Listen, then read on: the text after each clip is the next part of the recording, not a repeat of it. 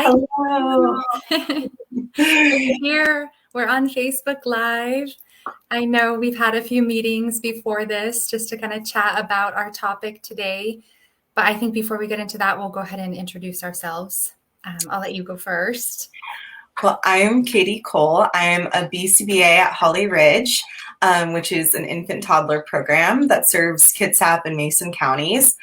I have some experience working through the lifespan. I don't know if we want to kind of go into a little bit of our experiences. Sure. Yeah. Yeah. So although I currently work with infant toddlers, I've worked in developmental preschool classrooms, and most recently, I worked at the University of Washington Employment Program, working with teenagers and adults in vocational settings, so like preparing for employment. On a personal level, I'm also a sibling of somebody with autism, so I'm just really excited to talk about this. I think the holidays and vacations and traveling are just really crucial parts of our quality of life. So this will be fun to talk about with Yeah. you. Me too. So my name's Jessica. I am a speech and language pathologist and also a feeding therapist. And I specialize really in the birth to 5 population, I'd say. I'm in a unique position today because I am actually here representing the Aubin Aphasia Speech and Language Center, which is an outpatient clinic on Bainbridge Island, and we serve across the lifespan, although most of my caseload tends to be pediatric and especially the younger children. But I also am employed by Holly Ridge Center, where I've spent the majority of my career working with just birth to 3. So Katie and myself, for all the listeners, we are co-workers at Holly Ridge as well, although I'm here representing Aubin today. And so I think both of us, most of our experience is definitely with younger children, although we've kind of dabbled in some of the older populations too. And like you, I'm so excited to be here today to talk about this topic. And the topic we have is enjoying the holidays, which I know is so subjective. We all have various things that we do for the holidays. There are many different holidays that we celebrate over this season, and it looks different for many people. And Katie, we've talked about this a little bit. I feel that it's especially different this year given the COVID pandemic and the varying levels of comfort I've seen from families on kind of resuming their typical holiday activities or celebrations. And I've heard some families who are, talking about travel this year and going and seeing family in other states, maybe having some larger or smaller group gatherings. But there's definitely families who are planning to spend more time at home with just members of their household. And I think those families are often looking for activities to do to keep them busy, especially when the kids are home for winter break. And so, when I think about all of these differences, I feel like it's really important for us in this conversation today to honor those differences and keep this, a safe space. And so some of the points we talk about might be really unique to COVID, but we also really want to address some of the questions that we get from families year after year. So we'll definitely be touching on some travel or preparing for some of those group gatherings. And I know we've got some activities to share too that are either, winter themed, maybe not themed for the holiday season at all, or activities that can be themed for the various holidays, whatever you celebrate at home. So let's jump in. I have been thinking a lot about what the holidays mean to me. Like what do I think of when I think of the holidays? And for me, it's, being around friends and family, maybe meeting new people.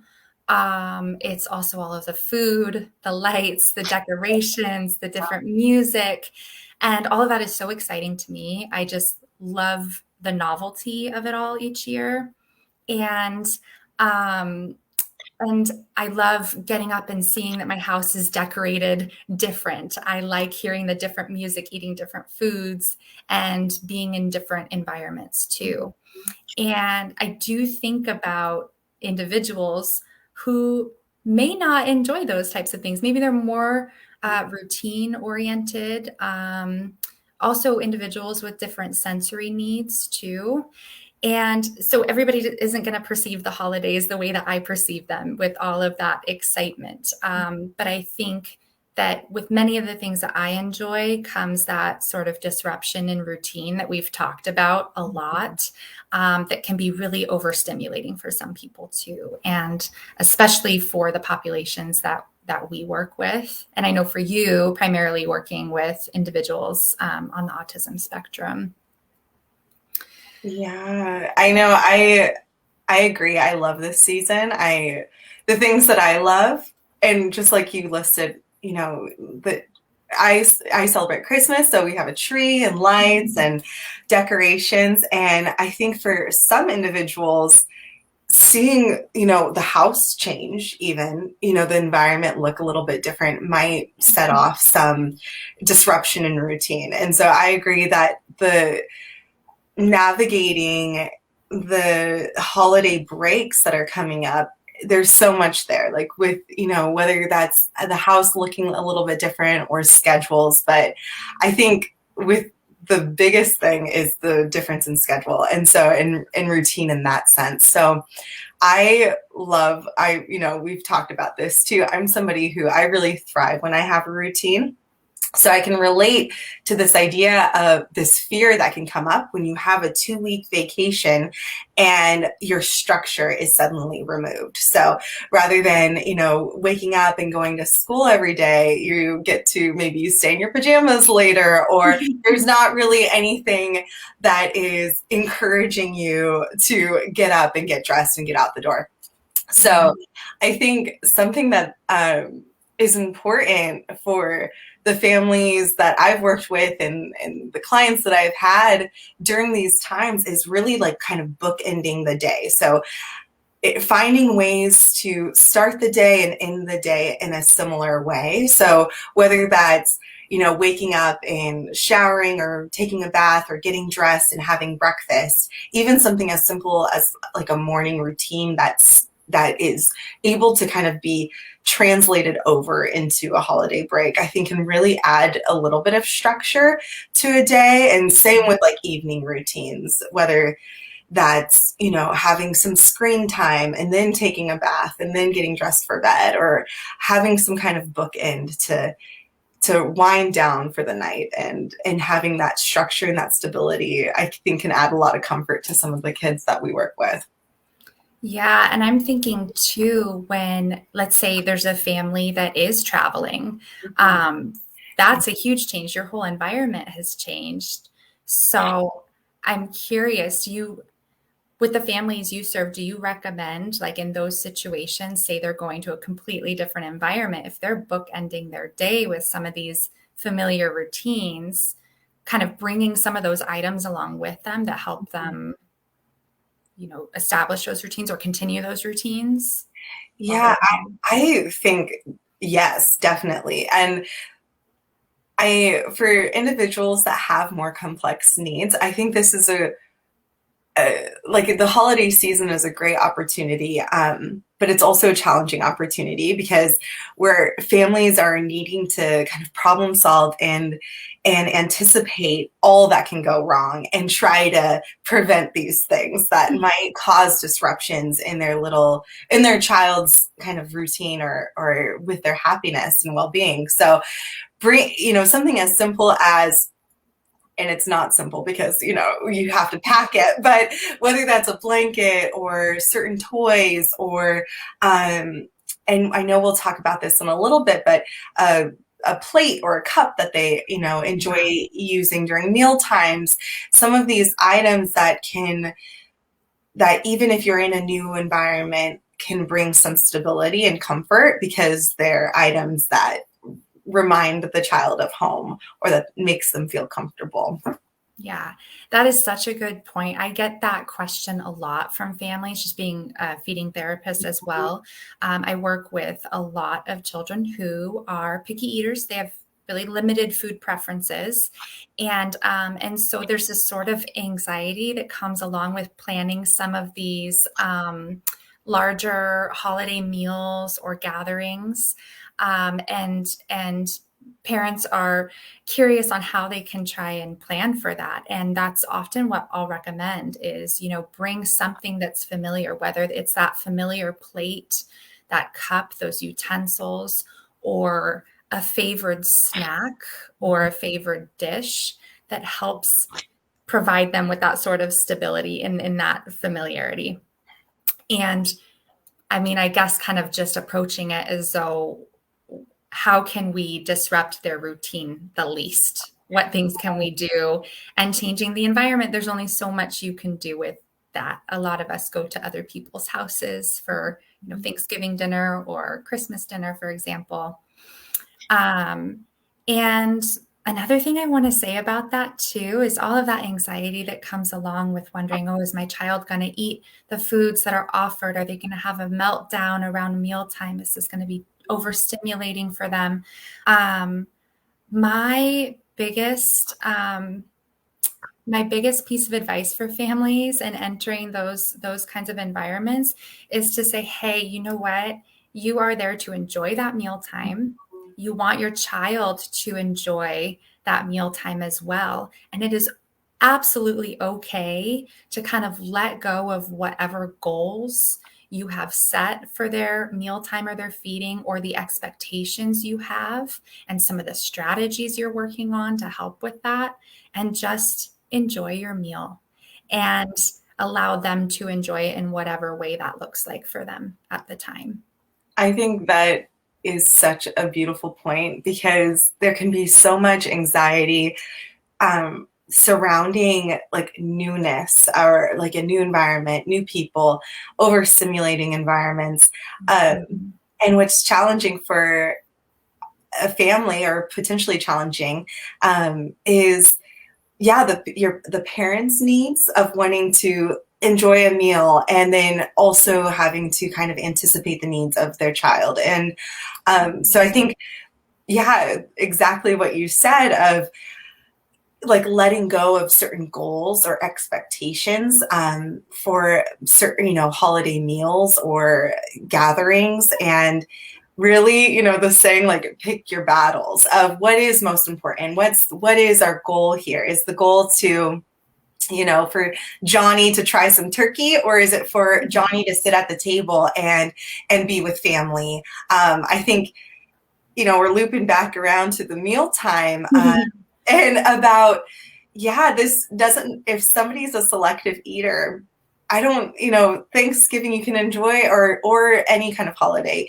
I think there's ways to enjoy a meal without actually having to eat what's being served. So whether that's, a snack that you bring from home, I think there's ways where you can have that familial time without putting a pressure or asking your child to try something new when there's already all this newness. So.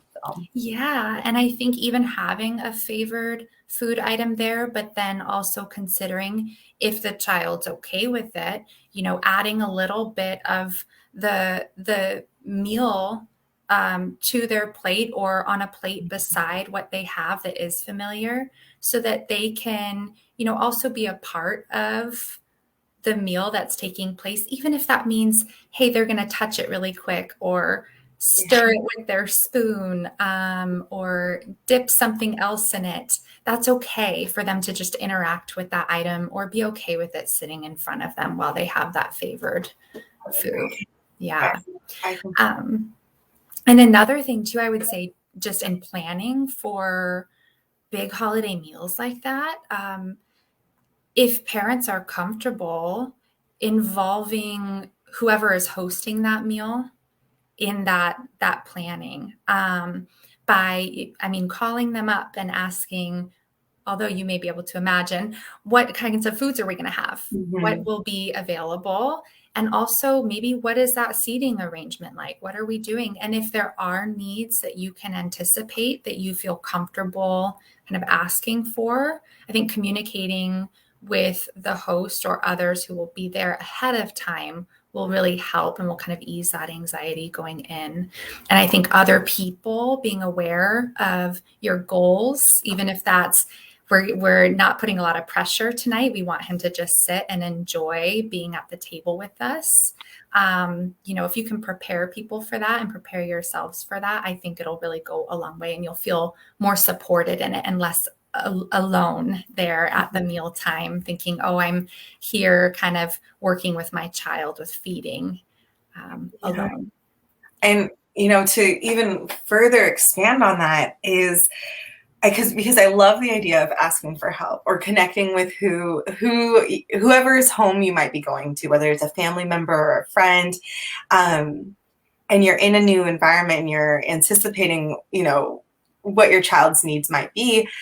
I think even asking, is there a room where my child can take a break? Is there a room where, we can be, if it gets too overwhelming, where, we can just kind of have a self-soothing kind of activity or space to just unwind and to really kind of decompress. I think that's so reasonable to ask for those things. And Yeah. bringing along, we've talked about bringing familiar items, but items that might help with the self-regulation if an environment is too overstimulating, whether that's like highly preferred items like an iPad where you can watch your favorite show, or even bubbles are a great activity. I love bubbles personally, but I also think that it's a great way, even if the child's the one blowing the bubbles, it helps you take a deep breath, right? There's so many great physiological things about blowing bubbles, but then also seeing these big bubbles, soap bubbles grow and popping them, I think it can help. Just it's a great self-regulating activity. And or music. There's so many things that if you're needing something to do that takes away from, the environment, or taking a break during mealtime, or taking a break during visiting. I think those are some things that can be brought to. Yeah, those self-regulating kind of tools you mentioned, whether it's whatever it is that helps them soothe, like a blanket, or a particular toy or item, those are all great things, and more often than not, pretty easy things to take along with you, even when you're traveling. Because I'm thinking about, if you're traveling, let's say you're going on a plane, there's a lot more limitations there too for having a separate environment to go to, parting from that environment. And I think having those soothing items can be a huge benefit. Yeah, I think the plane, that's a great segue to Yeah. the actual what traveling looks like for children who have complex needs.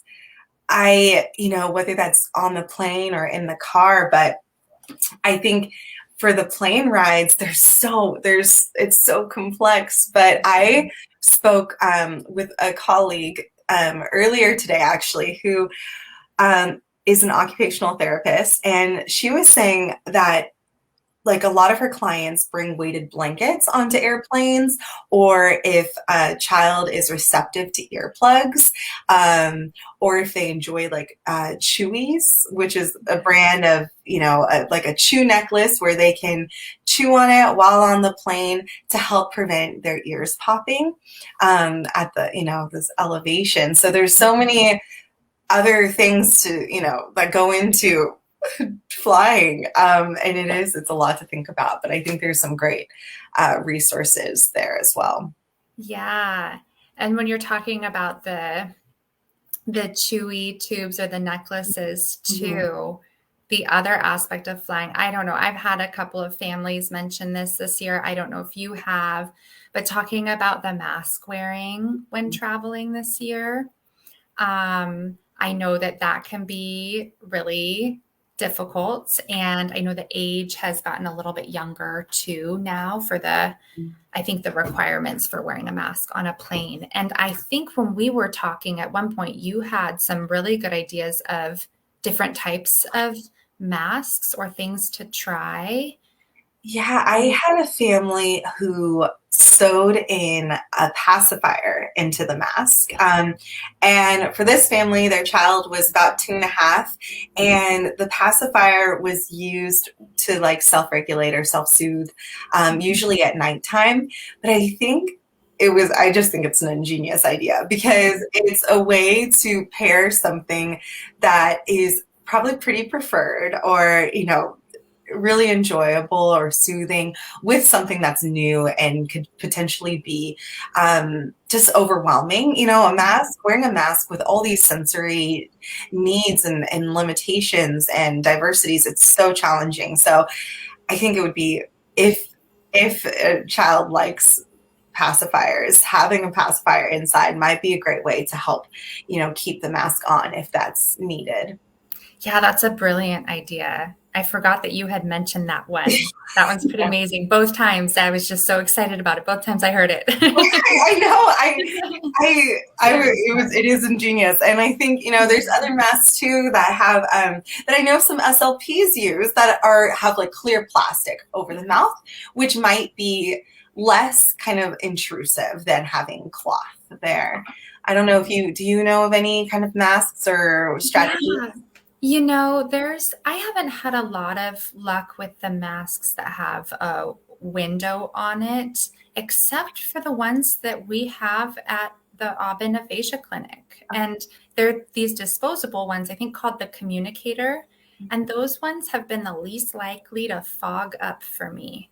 And that's also something to think about for individuals with hearing loss as well. If you're traveling with someone with hearing loss, having a mask that has a window so they can see your mouth and lip read, that may be really beneficial for them too. So there are other populations where that could be really helpful.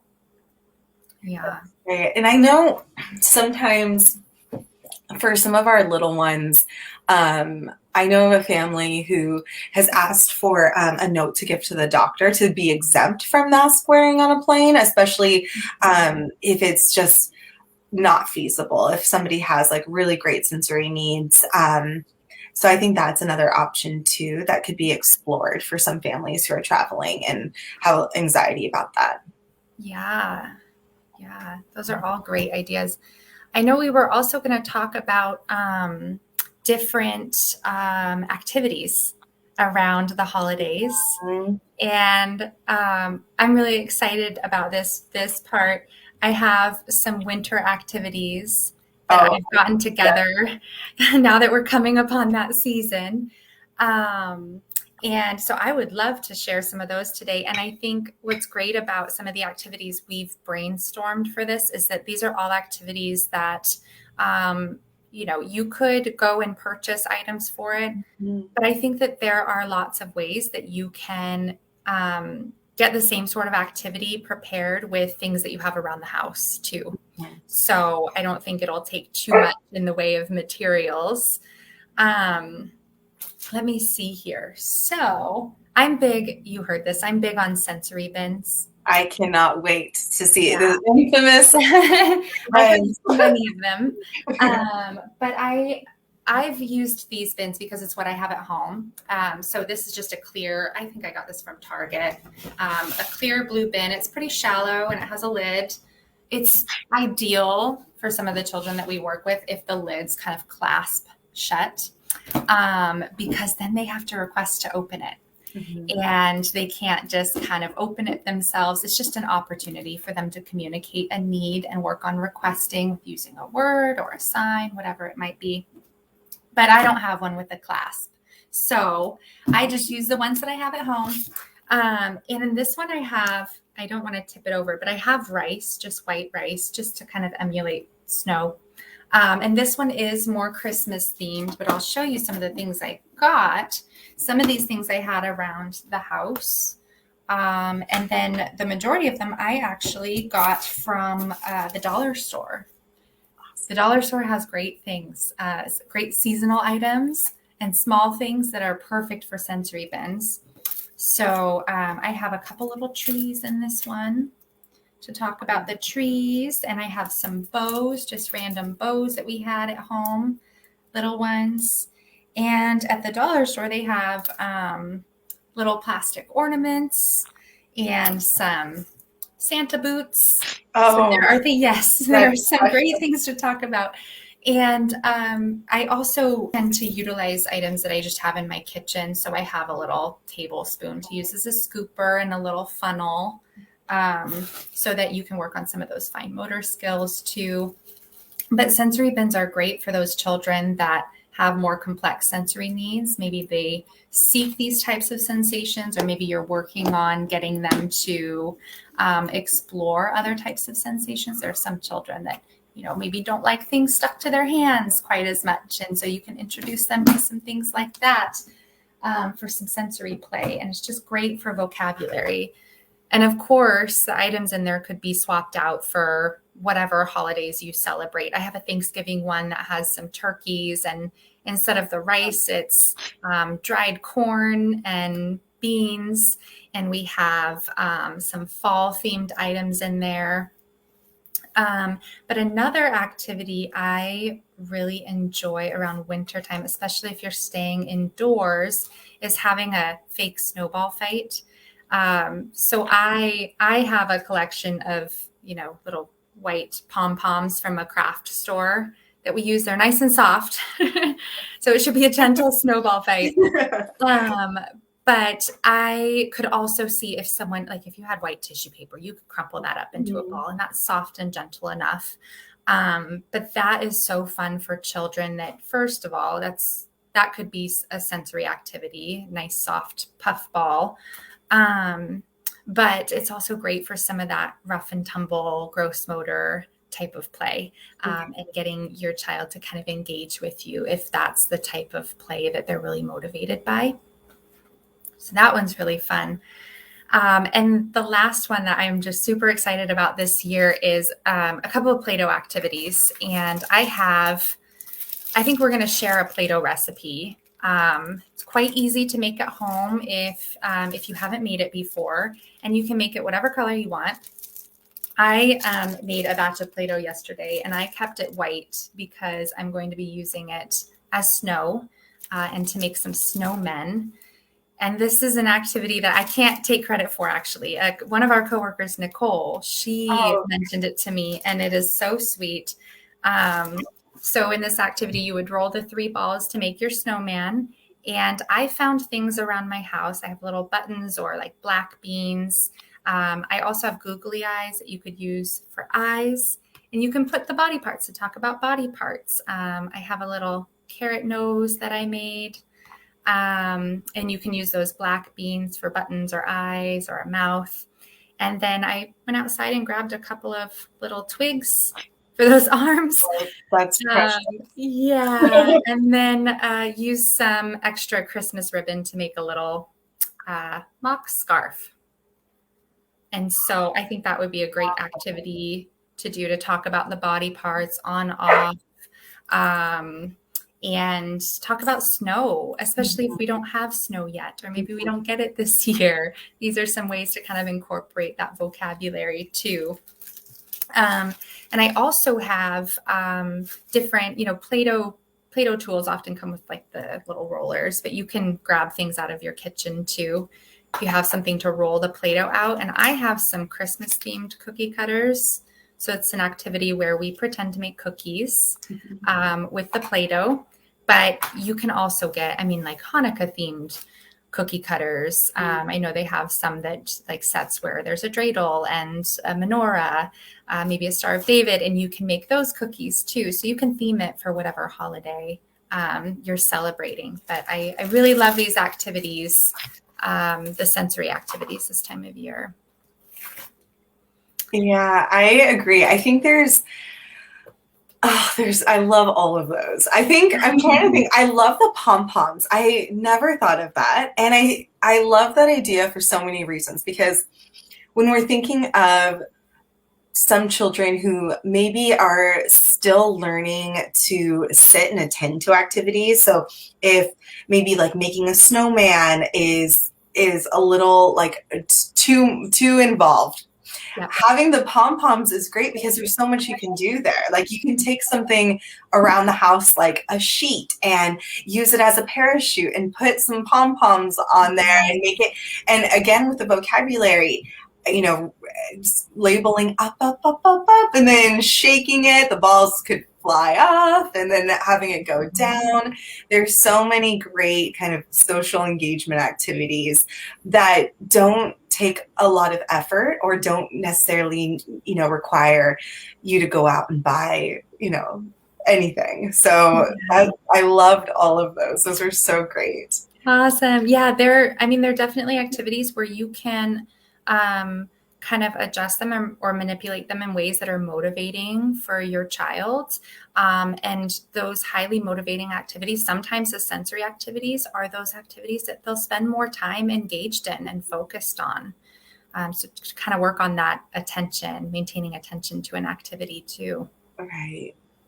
Yeah, I think, you know, when you're thinking about routines, which we talked about at the start of our discussion, having a goal of just one, you know, just one activity a day of, you know, whether that is making Play-Doh or, you know, having a snowball fight or there's so many things that can be done too. And I love like going out and looking at lights. There's so many things, you know, having a car ride, going for a walk, just like more big gross motor activities that can help with energy, whether that's somebody who maybe has a lot of energy to kind of help decrease some of those exciting kind of feelings, or going for a drive.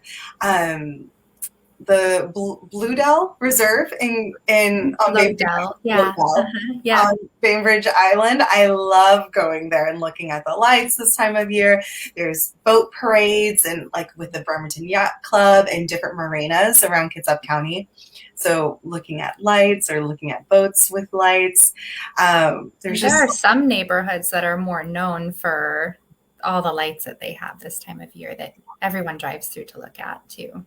I think in Bremerton there's like Candy Cane Lane, and I'm trying to remember the actual name of this street, but it's off of and I love doing that. It's just a fun activity that's free, and you can be in the warmth of a car, and it's just a more accessible way to kind of get out of the house without necessarily having to get out of the house and go do something. Yeah, and that reminds me of, I'm not sure if it's set in stone right now, but Holly Ridge is, I think, planning on doing their virtual Santa event this year too. So if visiting Santa is something you really like to do as a family, but kind of being around all those people this year is something you're not quite comfortable with, there, I think, should be an option to do that virtually through Holly Ridge.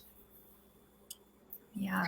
I think and this will probably be linked into a resource list as well, but the Holly Ridge website has access to a lot of seasonal songs and other activities that can be done at home, which is really great too. Yeah, I think we'll provide a link for that after we're done here. And it's our education page. It's for at-home education. And they have so many great activities posted on there. And, you know, if you just go and search on Google to find printables or random crafts that you can do, there's so much out there that you can find, even if it's a coloring page, that can be really fun to do at home. Yeah, one of the things I've made before in the past too are like put-ins. So like having a yogurt container and do you have one? I have one. A yogurt container. Yes, and it's another great opportunity to just like request and be able to engage, and something that helps with, you know, just like sitting and attending, having an activity to look at and do, and it's nice. Yeah. So Well, for all the listeners, this is my yogurt container. And what she's talking about is just using some of these food containers once they're empty, cleaning them out. And, for me, I found some random pieces of toys where maybe I didn't have the rest of the toy anymore. So I actually have all these different coins. And because they're all, the same size and shape for this particular in and out, I just have that one shape cut out of the top. And so for this activity, we can just go ahead and work on putting those items into the container and then opening it up and pouring them out again. But you can also do it where you have a couple different size or shape objects too, where you can sort of sort them between the 2 or 3 compartments. I think we've used cotton balls too. Other things that you can kind of easily find around the house, or popsicle sticks. All of those make great kind of actual items that you can put into those containers. That's awesome. And then I think one of the other things I wanted to mention, this may be the last thing I wanted to mention, was something we do a lot at Holly Ridge is we'll have kind of these manila folders that we'll use to create puzzles. So we laminate them and we put pieces of Velcro on them, and we have items that we print out. Maybe they're shapes or colors or different animals. There's always a sort of theme to it.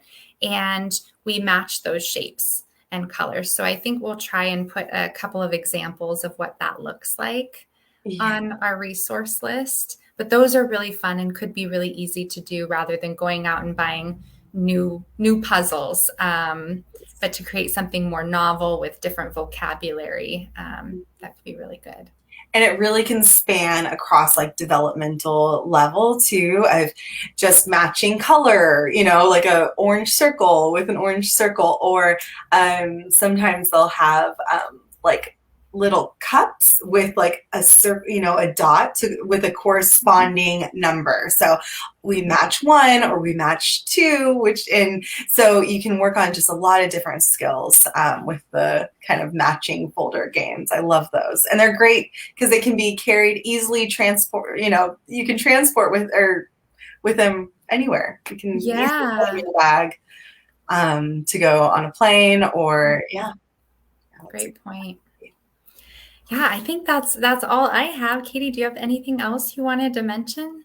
There's always so much I know. There's so much we can talk about, but I think opening up to questions, any questions, is a great segue. Yeah, let's see. I think we'll hold on a couple minutes, see if there's any questions that come in, and